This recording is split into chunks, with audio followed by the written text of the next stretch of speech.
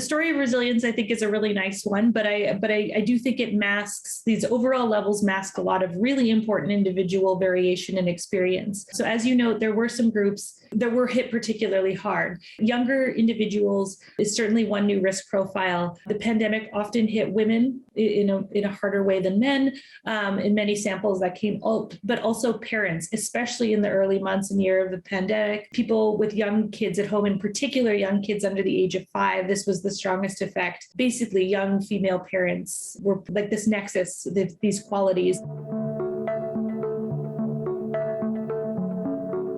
I think there are multiple reasons. Childcare before the pandemic and especially during the pandemic fell very squarely on mothers' shoulders. Many families may have tried to adjust and find new ways of coping, but a lot of data suggests that it often fell disproportionately on women. There was also some data suggesting that just time use was very different for women and men.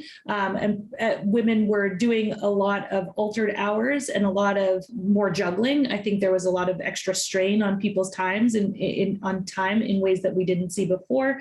But also women tend to work in more healthcare professions or even more seasonal employment, types of work that were less certain, and people were struggling to, the uncertainty about the next paycheck, their uncertainty about whether, cafes and restaurants, which were originally closed, will they be reopening? Or if you are in the service industry, you're just being exposed to more people at a time where there was a big scare about what might happen if you catch it. There were strains that were leading to more health complications and certainly more hospitalizations. And so working in these essential job positions were risky, and a lot of women were doing that. And it's not just women. I mean, there were also often people from minority or vulnerable communities who were working in these positions and had to go home and live with their families and live with the risk that they might be catching it and spreading it.